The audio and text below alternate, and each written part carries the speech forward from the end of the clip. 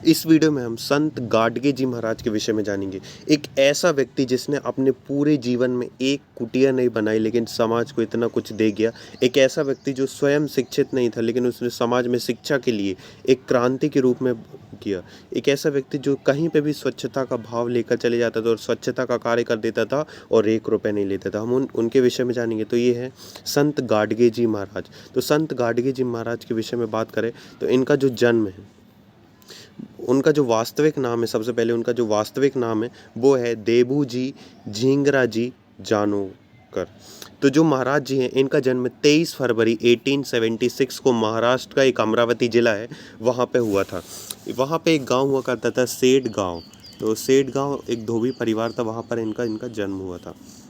वहीं बात करें तो गाडगे जी महाराज एक घूमते फिरते सामाजिक शिक्षक थे जिनके पैरों में फटी हुई चप्पल हुआ करती थी और सिर के ऊपर एक मिट्टी का कटोरा हुआ करता था। जो यात्रा करते रहते थे उनकी यही पहचान हुआ करती थी। वो जिस भी गांव में प्रवेश करते वहाँ पर गटर जो रास्ते साफ कर देते थे और काम ख़त्म होने के बाद जब गांव के लोग कुछ पैसे देते थे तो वो उन पैसों को भी लेने से मना कर देते थे, और यदि वो ले भी लेते थे यदि वो जो पैसे, तो उस पैसे को बाबा जी सामाजिक उपयोग एवं शारीरिक विकास में खर्च करते थे।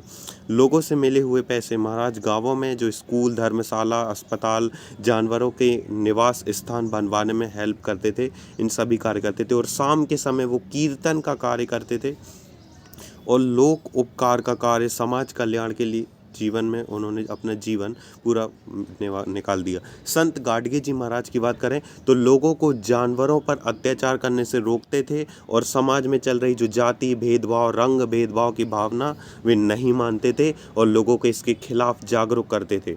वे शराबबंदी के खिलाफ थे। गाडगे जी महाराज कठिन परिश्रम करते थे और साधारण उनका जो परोपकार भाव था, वे ज़रूरतमंदों की हमेशा से सहायता करते रहते थे। उनकी पत्नी और बच्चों को भी यही करने की प्रेरणा कह देते थे। इसके बात करें कि उन्होंने क्या क्या कार्य किया तो उसके पहले हम देख लें थोड़ा सा उनके जीवन के विषय में। उन्होंने लिखा था कि सुगंध देने वाले फूलों को पात्र में न रखकर भगवान कि जो मूर्ति को अर्पित करने के बजाय चारों ओर बसे लोगों की सेवा में अपना खून खपाओ, भूखे लोगों को रोटी खिलाई जाए और जो तुम्हारा जन्म तभी सार्थक होगा। पूजा के लिए उन फूलों से तो झाड़ू श्रेष्ठ है।